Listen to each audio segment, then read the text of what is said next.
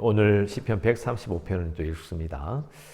제가 계속 강조하는 바대로 시편은 대부분 거의 다 이제 신명기 이후에 기록된 것이고, 그러니까 신명기 내용을 이제 알고 있는 이스라엘 백성들이 하나님을 딱 바라보면서 지은 것이라고 이해하시면 제일 좋은데요. 근데 이제 우리 잊지 말아야 될 건 뭐냐면, 하나님은 신명기 그 조약을 근거로 보면 이스라엘 백성들에게 하나님은 누구시죠? 아니, 하나님이 그게 아니고요. 조약의 내용을 근거로 하면 하나님은 누구시냐고요. 왕이시다는 거예요. 주. 그죠? 주 예수. 아니면 내 주 하나님. 그 주가 전부 다 왕이라는 뜻이죠. 그걸 기억하고 오늘 읽으면 좀 이제 일단 읽기 전에 한번 보세요. 여호와라는 이름이 엄청 많이 나옵니다.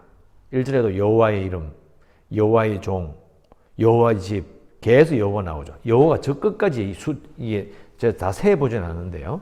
대강 봐도 한 15, 16번 넘어요. 이 여호와라는 이름을요, 전부 다 왕으로 바꿔서 읽어도 돼요. 보세요. 1절. 할렐루야, 왕의 이름을 찬송하라. 왕의 종들아 찬송하라. 이렇게 읽으면 되는 거죠. 충분합니다. 이걸 왕으로 바꿔서 읽으면 이게 그 신명기에 하나님을 자신들의 왕으로, 하나님을 우리 자신을 이스라엘 백성 스스로를 하나님의 그 백성으로 이렇게 조약을 딱 맺은 그 느낌을 이해할 수 있는 거예요. 왕을 지금 찬양하는 거죠. 자, 1절 다시 봅니다. 할렐루야, 여호와의 이름을 찬송하라. 여호와의 종들아 찬송하라. 그러니까 이 여호와가 누구냐면 나의 왕, 우리의 왕이라는 거죠. 왕을 찬송합니다. 그래서 2절. 여호와의 집, 우리 여호와의 성전, 곧 우리 하나님의 성전 뜰에 서 있는 너희여. 저 왕의 집에 와서, 왕이 있는 곳에 와서 왕이 있는 그 왕궁의 그 뜰에 딱 서 있는 거예요. 어떤 느낌이죠? 왕을 뭐하러 온 거예요, 지금? 왕을 만나러 온 거죠. 어려운 말로 알현이라고 하는데, 자, 이거 생각해 봅시다. 우리는 예배라는 그 느낌을 이 신명기 이후에 이스라엘 백성들이 가지고 있는 왕을 알한다는 느낌을 잘 생각을 못 해요. 느낌이 잘 없어요. 그런데, 자, 여러분, 예배가 무슨 뜻이죠? 예를 다하여, 배가 뭔데요? 그렇죠? 허리를 굽혀서 절하는 그 배를 말하는 거예요. 잘 생각해 보면, 그러면 예배란 말 자체가 뭐냐면 높으신 분에게 예를 다하여서 예를 표하는 거예요. 왜 예배하느냐고요. 하나님이 왕이시기 때문이에요. 그 느낌 우리는 잘 모르는 거죠. 우리는 그냥 여상스럽게 그냥 예배. 그러니까 예배란 말 자체가 가지고 있는 의미가 뭐냐면 왕을 만나러 가는 거예요. 왕을 만나서 예를 다하여 그 부분을 말해주는 거죠. 하나님을 찬양하는 거죠. 하나님, 우리는 하나님이 우리 왕이시다는 건 너무 좋습니다. 찬송하고. 그리고 우리는 하나님의 종, 우리의 왕의 종인 거죠. 왕의 신하요, 왕의 백성이 되는 거예요. 그러니까 이 느낌을 이해하면 시편에서 왜 자꾸 이런 말을 하는지를 이해할 수가 있어요. 그러니까 이걸 모르면 읽으면서도 그냥 그런가 보다. 이렇게 딱 되는 거죠.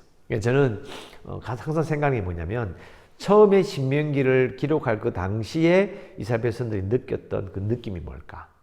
그들이 처음에 하나님의 말씀을 받았을 때 그들과 하나님의 관계는 무엇이었을까? 이거 되게 중요하게 생각하거든요. 그걸 이해하면 생생하게 와닿습니다. 이제 계속 그 부분을 이제 강조하는 거고요. 그래서 성전뜰에 서 있다 이 말도 하나님을 예배하러 왔다. 왕을 알현하러 왔다. 그러니까 이 느낌을 현대의 우리도 그걸 가져야 된다. 자, 이걸 강조하고 싶어요. 자, 들어갑니다. 자, 3절부터 오늘은 14절까지 읽었는데요. 18절까지 하나님을 찬양하는 이유가 쫙 나옵니다. 자, 3절에 보면 여호와를 찬송하라. 왕을 찬송하라. 왜 찬송해야 되느냐? 여호와는 선하시며 그의 이름이 아름답다. 우리 이거 그냥 시적인 표현이라고 생각하는데요. 선하시다는 말은 원래 단어를 따지면 풍성하게 베푸신다예요. 마음껏 베푸신다.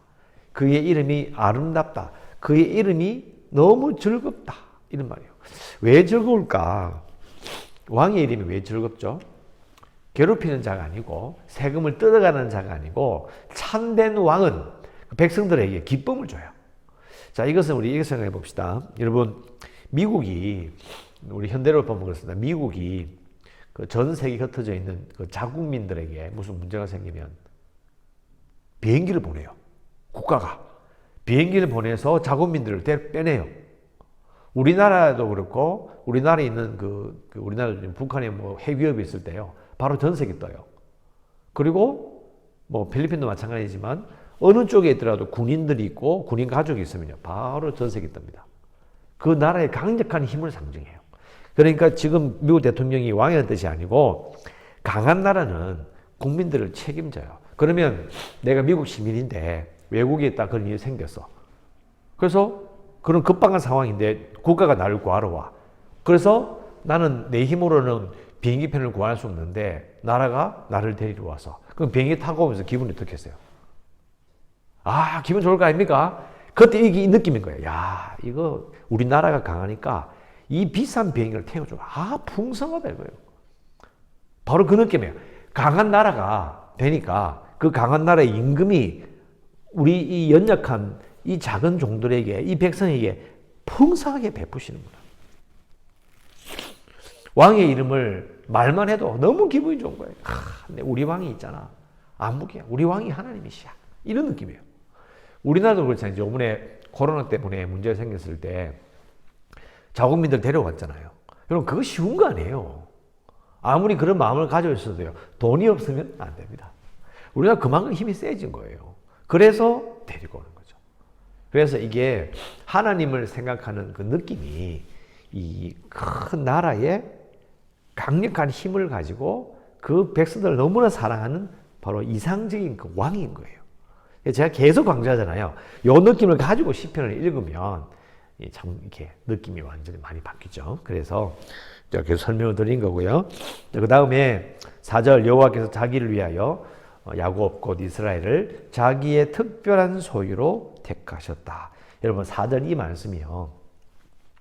시내산에서의 계약, 그리고 신명기에 나오는 계약, 모압산 또 계약, 모압 평가 계약인데요. 그걸 한 번 더 요약한 거예요. 하나님께서 자기를 위하여 이스라엘을 특별한 소유로 택하셨다. 여러분 출애굽기 17장 나오잖아요. 제사장 나라로 그의 백성으로 그의 소유로 삼으셨다. 그게 시내산 조약이에요. 그러면 신명기도 똑같잖아요. 그러니까 특별한 소유로 택하셨다. 이 말을 딱 들으면 이스라엘 백성들은 뭘 느끼느냐? 시내산 조약, 신명기예요. 딱 꽂히는 거예요. 우리는 신명기를 잘 모르고 출애굽기를 그냥 출애굽기 가면 10가지 재앙 요렇게만 기억하니까 이 4절 말씀 읽어도 잘 느낌이 안 와요. 그래서 제가 신명기를 아주 강조하는 거고요. 그래서 4절이 참 중요한 고백이다. 5절 내가 알거니와 여호와는 위대하시며 우리 주는 모든 신들보다 위대하다. 생각해 보세요. 우리 왕은 위대하시다. 우리 왕은 어떤 신들보다 더 위대하다. 또 당시의 왕은 대부분 다 신으로 같이 동격이 되거든요. 그러니까 하나님이 왕이시며 위대하시다는 것을 노래한다는 것은 그 백성들에게 너무나 기쁜 일이 되는 거죠. 그리고 6절부터 7절, 6절, 7절 기뻐하신 모든 일을 천지와 바다와 모든 깊은 데서 행하셨도다. 안개를 일으키고 비를 만들고 번개를 만들고 바람을 내신다. 자연을 다스리시는 분이에요. 왕이시는 그분이 자연을 막 다스려. 근데 이것은 그 출애굽기에 나오는 10가지 재앙을 딱 생각하면 금방 알 수 있죠. 강을 핏빛으로 바꿔버리고, 그죠? 그리고 뭐 이렇게 어둠을 만들어 버리고, 뭐 이런 부분들, 10가지 재앙 전체가 자연을 천지 만물을 다스리는 하나님을 말하고 있어요. 그리고 8절부터 12절까지 애굽으로의 처음 난 자를 사람부터 짐승까지 치셨다. 애굽이여 여호와께서 내게 행한 표적들과 징조들을 바로와 그의 모든 신하들에게 보내셨다. 10절 그가 많은 나라를 치시고 강한 왕들을 죽이셨다. 아모리 왕 시온, 바산 왕 옥, 가나안의 모든 국왕들. 자, 이것은 이집트의 그 신들의 권세, 그리고 바로의 권세를 꺾었던 것과 같은 거죠. 하나님은 강한 왕이시기 때문에 다른 왕들을 꺾으셨다. 그런데 자, 중요한 것, 하나님께서 많은 나라를 치셨다. 강한 왕들을 죽이셨다. 아, 하나님이 잔인하구나. 하나님께서 전쟁을 즐기고 피를 좋아하는 이렇게 생각하는 사람들이 있어요. 자, 그런데 잘 읽어보면요. 출애굽기에도 하나님은 처음에 모세를 통해 말씀하셨죠. 그냥 가게 허락해달라고. 내가 너희를 쓸어버리고 이런 말 하신 적이 없어요. 가게 해달라고 요청해라. 맞죠? 그리고 광야를 걸어서 가나안 땅 들어갈 때도요. 이 땅을 지나가게 해달라고 그랬어요. 근데 허락하지 않았잖아요. 그래서 전쟁이 붙은 거예요. 그리고 하나님께서 이스라엘 백성들에게 다른 나라를 정복하고 나서 가나안 땅을 심판하신 다음에 너희들 주위에 있는 나라들 다 쓸어버려. 다 죽여버려. 침략해. 이런 말이 하신 적이 없어요. 그런데 여기 보면 바산왕 옥과 그다음에 시온 이런 자꾸 전쟁이 생겨요. 이걸 어떻게 봐야 될까요? 왜 이런 전쟁이 생길까요? 다 막으시면 되지. 이것은 단순히 그냥 아무 생각 없이 그냥 보면서 하나님께서 전쟁 이거 이러면 안 되지 이게 아니고요. 자, 신명기의 관점을 보면 이제 선명할 수 있어요. 자, 여러분 이제 하나님께서 왕이시고 이스라엘 백성들이잖아요. 신하예요. 그러면 조약을 딱 맺으면 뭐가 중요하냐면 조약이 딱 맺은 그 상대는요. 그 당사자는 왕의 보호를 받게 되어 있어요. 자, 예를 들어 쉽게 이야기해 볼게요. 여러분 결혼을 하셨어요. 해서 저도 결혼을 했고. 그러면 예를 들어서 이제 제가 이제 목사인데 결혼해가지고 결혼 생활을 잘 사는데 밤에 강도가 들어가지고요. 제 집 사람을 막 때려 막 돈 내라라고 막 때리고 아무리 돈이 없다 해도 계속 때려. 그럼 그 보면서 아 내가 목사인데 저 불쌍한 영혼을 사랑해야지. 쳐다보고 있는 거예요. 그럼 되겠어 안 되겠습니까? 왜? 그 사랑이 안 되냐고. 자, 이 말이 안 되잖아요. 그러면 영혼을 사랑하고 저 도도를 불쌍히 여기겠다. 이게 먼저입니까? 내가 결혼 계약으로 내 아내로 맞이하는 그 여인을 지키는 게 급선무입니까? 지키는 게 급선무 아닙니까? 바로 그거예요. 하나님께서 왜 다른 나라를 치시고 강한 왕들을 죽이셨느냐? 가나안 왕의 심판의 의미도 있지만은 대부분의 일들은요. 사사기라든지 이러한 게 상황을 보면 조약을 맺으셨기 때문이에요. 책임을 지셔야 되는 거예요. 계약을 맺으셨기 때문이죠. 그래서 어떻게 돼요? 보호하시는 게 먼저인 거예요. 그래서 나라들을 쳐버리는 거예요. 엘리야와 엘리사 이야기 많이 나오죠, 그죠? 그래서 시리아를 마술을 물리치고 바벨론도 이렇게 물리치려고 하셨던 이분이 바로 그런 논리인 거예요. 하나님께서는 이스라엘의 왕으로서 이스라엘을 신의 나라로 하나님의 소유로 하나님의 백성으로 삼으셨기 때문에 애굽의 처음 난 자를 치시고 강대국의 권세를 꺾으시고 많은 나라를 치시고 왕 시온과 옥을 가나안의 모든 왕을 치시는 거예요. 근데 가만히 있는데 친 게 아니고요. 이스라엘 백성들을 대적하고 그들을 위협할 때에 보호해 주시는 겁니다. 자, 이게 이해가실 거죠? 자, 이해해 보시고요. 그 다음에 이제 12절부터 그들의 땅을 기업으로 주시고 자기 백성 이스라엘에게 기업으로 주셨다. 그 다음에 13절 여호와여 주의 이름이 영원하시나이다. 주 여호와여 주를 기념함이 대대에 이르리이다. 자, 우리들 솔직히 이러면 여러분 그런 거 읽으면 하나님의 이름이 영원히 이르리이다. 이러면 아무런 감동이 없죠. 그런가 보다. 하나님이 신이니까 뭐 영원하지. 여러분 그런 말이 아닙니다. 그게 아니고 신명기에 보면 이런 말이 있죠. 나의 명령과 규례와 법도를 지켜 행하라. 자손의 자손에게 지켜 행하게 하고 여호와 경외하기를 배우게 하라. 기억나십니까? 그러니까 영원하다는 말이 뭐냐면요. 그 조약을 그 하나님을 보고 모압 평원에서 그 계약을 맺었던 당대로 끝나는 것이 아니라 하나님께서 아브라함에게 말씀하셨잖아요. 너희 자손이 하늘의 별과 같이 땅의 모래와 같이 도대체 몇 년이 지났는가? 그 약속이 영원히 이어지는 거예요.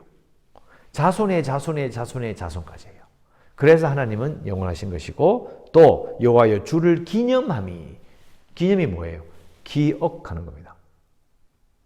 그래서 하나님이 영원히 이 조약의 당사자들과 영원히 그 자손의 자손에까지 이 조약을 기억하고 하나님을 기억하는 것이 이어질 것이기 때문에 주의 이름이 영원한 것입니다.